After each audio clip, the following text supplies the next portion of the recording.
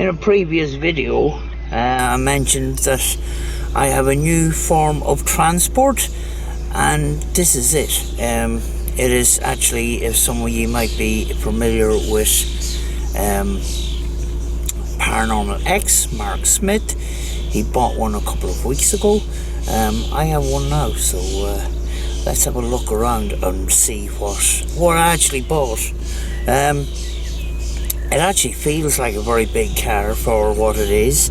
It is very well insulated under the floors. It is very, very quiet, and that one of the spectacular things is actually this rear folding roof, which I'm going to Mark wasn't able to show you how it actually folded because he probably hadn't got a tripod with him, but I am going to put my camera down. I'm going to show you how it works.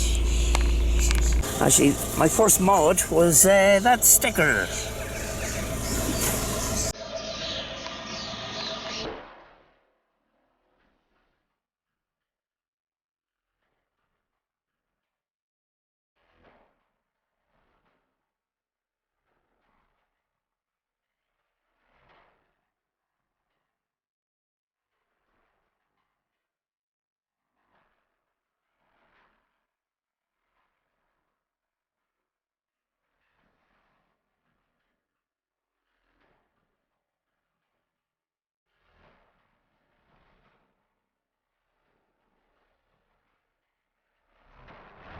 It's a 2007 Megane Convertable CC model. It's a 1.5 diesel,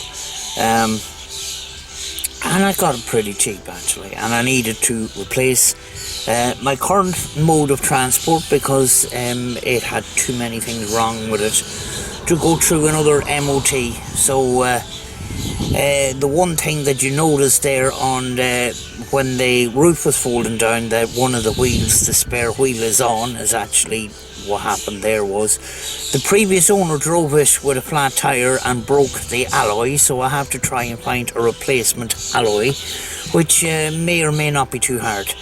If I have to replace the one, that's all the better. If I have to replace all four, I'll have to do that. But I'm going to actually use this as a project car. I'm going to do a few bits and pieces to it, and will spark me to have a car that I can look after and do a project on. Was a previous comment in a previous video of somebody who was a fan of the videos of the Donegal International Rally, and was into those videos but not into the paranormal stuff. So yeah, the Donegal International Rally is coming up, and yeah, I didn't say that this channel was going to be all about the paranormal. It started off with abandoned exploring and that, and if I go to some interesting places, I film those and that, and I do the paranormal investigating. Last week I did take a little break because I wasn't well and that, so we are going to go and investigate a few places once Rachel gets back. But back to today's video, and look around at what I got here. Instead of a conventional key, we have this little kind of credit card key kind of thing. That will start. The car will start if this is on your person. But there is a little slot right here, which you put in, and what you do then is you put it in neutral, and then press the brake. After you press the brake, it says on the dash here, press brake to start.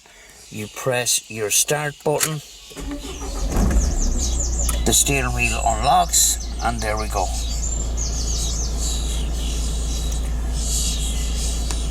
As I says, it needs a little bit of tender loving care, so I took it out here to do a little bit of polishing and stuff like that, and show you around. There's a little place here for putting your bits and pieces, and you put your arm there. You've got this strange looking handbrake handle, and this button here is for folding the roof. This here is for putting up and down the windows at the back there. The one problem, which was on Mark Smith's car as well, was one of these windows actually wouldn't go down, and that is a common problem with these models, you know. The boot is a little bit on the messy side, but I will show you anyway. Oh, there is the roof all folded away in there. Underneath, you've got 20 litres of boot space, and you've got this little blind. Now at the corner there, you have a little switch that this has to click into, and all the luggage must be under this blind. You can push over and back this, but there's a little switch, and that must click in, and that switch must be on in order to operate the folding roof. And you can see the complicated bits and pieces of the mechanism there, but it really looks a pretty nice car with the windows, with the roof down and that. It needs a little bit of tender loving care, but we are going to do that, folks. We are going to do that. The back seats, you can fit people in the back. You can apparently fit adults in the back. I do not know how to adjust the front seats at the moment, but if you are sitting in the back, you will look like a dictator, because people sitting in the back of convertibles tend to look like a dictator sitting in the back. But over here, you can see a little a notch just there in the panel. This is to put a windbreaker, as far as I know, which possibly originally came with the car. So I'm going to try and source one of those. Over here we have the original CD player. The base model would just have a place for storage here, but this has a 6 CD changer. And I actually don't think that the CD changer is actually working. So I might put in a unit in there, a more modern unit in there. As you can see, the spare wheel is on the car because the other wheel is broke, but they need a bit of cleaning up as well. But this car was actually filthy when I got it, and it took a couple of washes to get it right. There is a couple of little dinks along the side of it, because basically it wasn't a very loved car, you know. But we are going to look into getting all the bits and pieces that it needs. Over here you have your air conditioning, your fan speeds, hot and cold. You raise it up and down with these buttons here.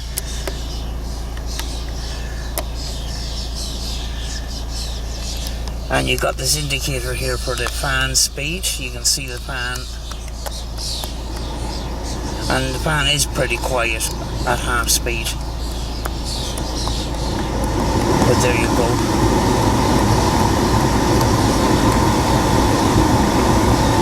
The lowest is 15 degrees. Turn AC on,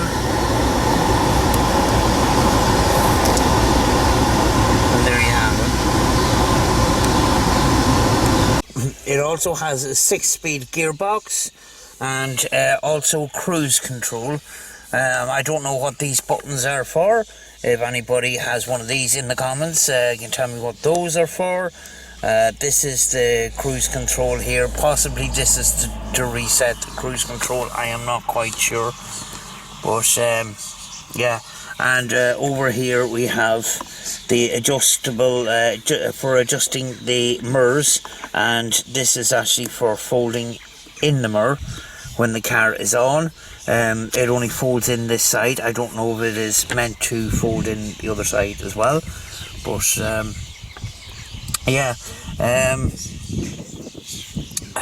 I did not want to buy another Renault because of they have a reputation of having electrical problems, and it doesn't help when you buy something as complicated as this, but almost everything seems to be working. So you know, there we go. Under here you have light adjustment. If you have weight in the back, you can adjust your lights, and over here is your adjuster for the steering wheel. But when it's in the up position, it tends to block out the dials and that. So I have it down that way here, and you just lock it in like that.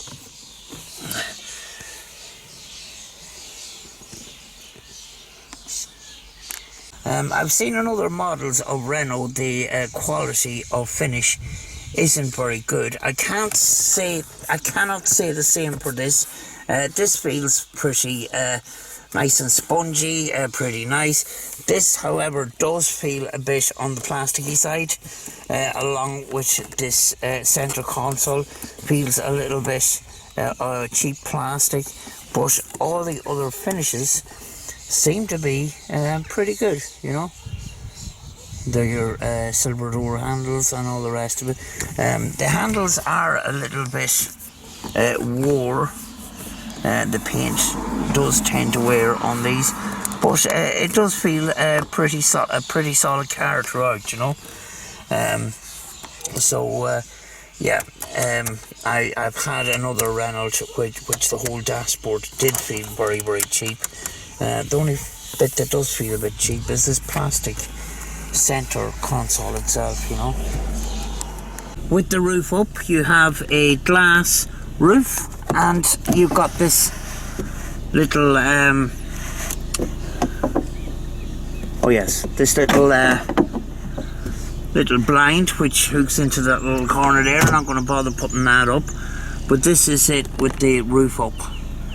So plenty of light getting in there, which I love, you know. Excuse the amount of wires that are in here, but you've got two cup holders, one on each side. And actually, what I bought today was a extra charging port in the shape of a cup that fits into one of the cup holders, nice and neat like that. So that's pretty handy, like, you know.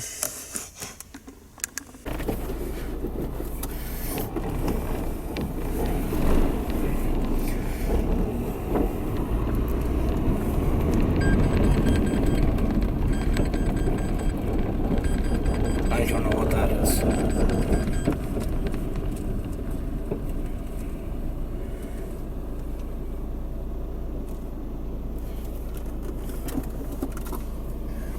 Handbrake still up.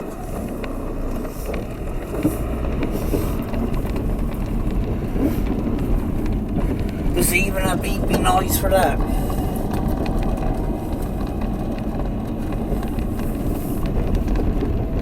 I didn't realise that the handbrake was up, but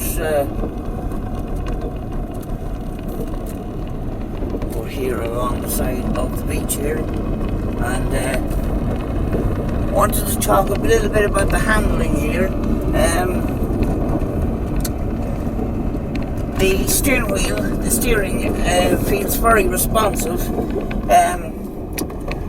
I have driven modern cars with very light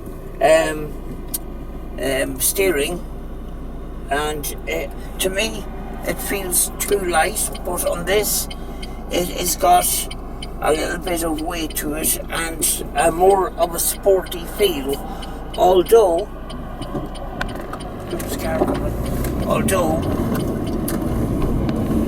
it doesn't feel sporty on the road. It's very it feels very solid and heavy, and more of a Grand Tourer than a sports car, you know. There is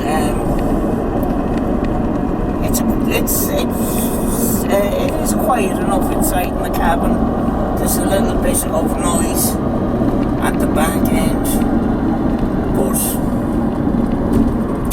not too much.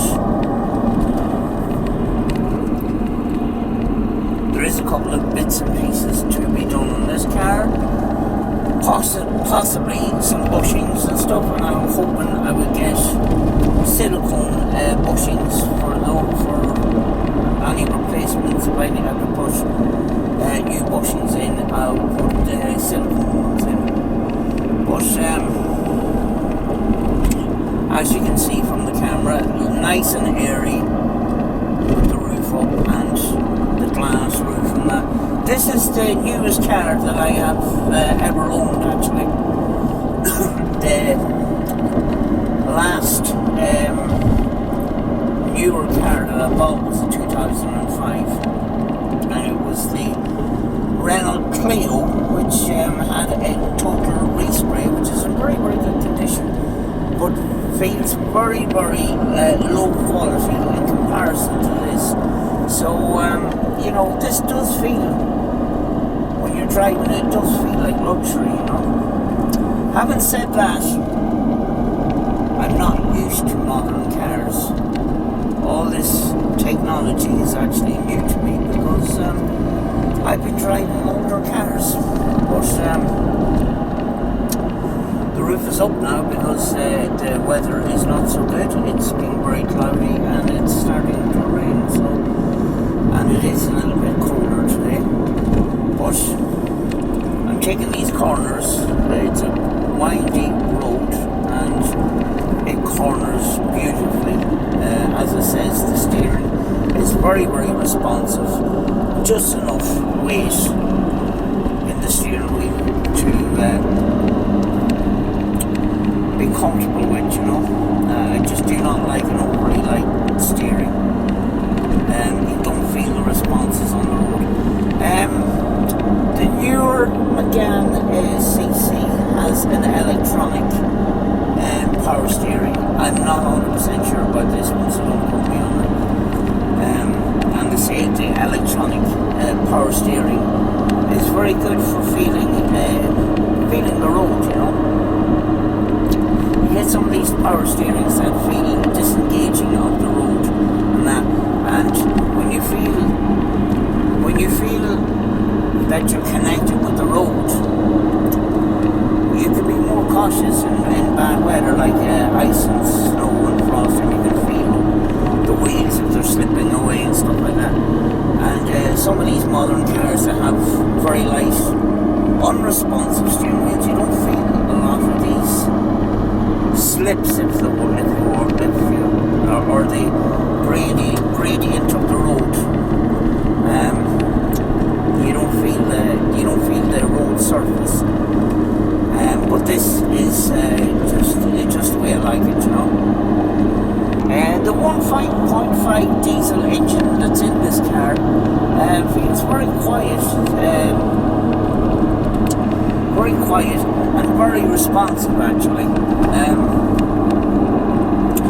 The last diesel car that I drove, I had to wait until the globe plugs heated up, and first thing in the morning, 9 times out of 10 it would not start properly. You would have to turn it off and restart it again. But this, you just press the button, automatically unlocks the steering wheel, and away you go.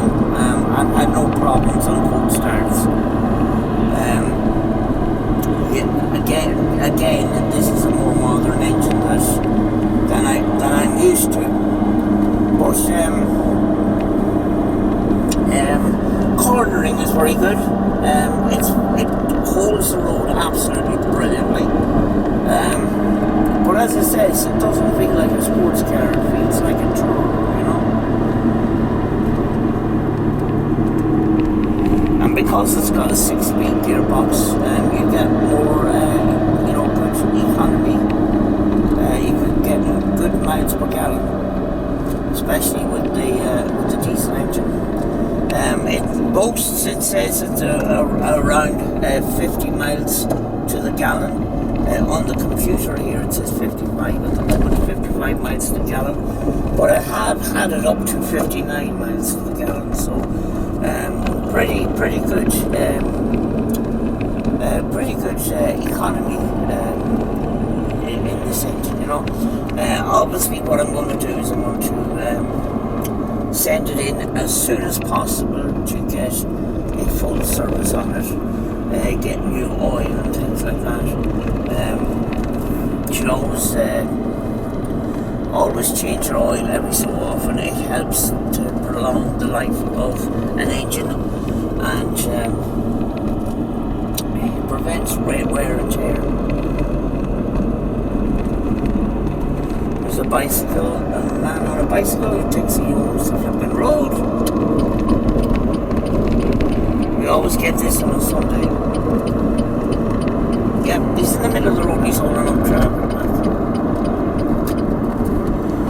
But an absolute pleasure to drive. You know, I love driving, and what I was driving was very uncomfortable and very stiff gear changes and all the rest of it. Very stiff clutch. It was really old technology. The gear change in this is just a click. It's pretty good. It's very easy to change the gears. The clutch is not overly light, but it's not overly heavy. These doors are absolutely massive. Now,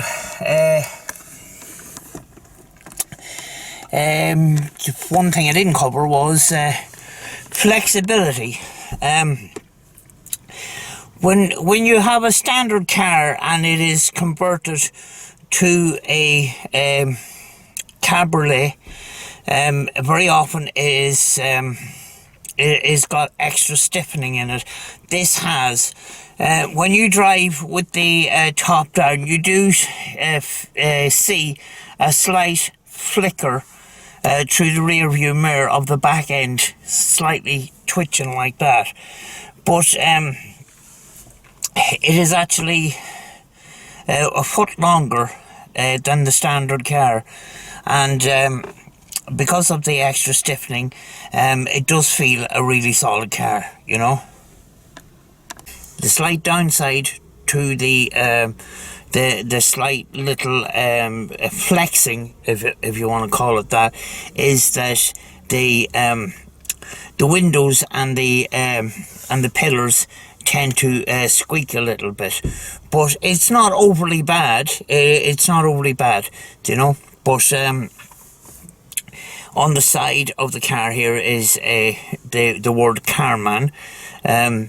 They're a company. When I looked them up, they modify vans and turn them into camper vans. So they must have done the work on the coach building of these particular cars, you know. Not being used to modern cars, I do not know if automatic lights and wipers are a thing, but they are on this car. They're probably standard in every car now. I don't know. So yeah.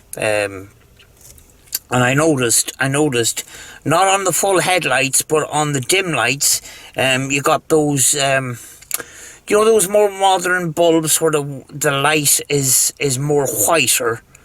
You know, when you drive a standard lighting system in a car, you get that kind of a yellow glow. But on ordinary headlights on this one, it's got a really white light. On the full beams, it's got the more yellow light, but on the standard, you got this white light, and pretty lights up the road pretty good as well, you know. The seats are very supportive, and they're sporty type seats, as you can see here. Very supportive. The headrest has an adjustment there. It goes up and down as well, and yeah, very comfortable in comparison to what I was driving. and it doesn't drain me as much as driving what I used to drive, which means I can get to more places. We're looking to go a little bit further afield to get locations to film and stuff, so this is going to come in pretty handy, like, so I'm pretty happy, and I will look on the internet and see if I can get a few little bits and pieces of mods. I used to be into modified cars, and this car made me fall in love with driving again. Up until now it was a chore, but I actually have been driving around in this and actually really enjoying it, So, this car was not loved. It will be loved by me, and hopefully it won't break my heart. But I will see you in the next video, folks. We will be getting out to location soon, so watch out for those. And I will see you in the next one, folks.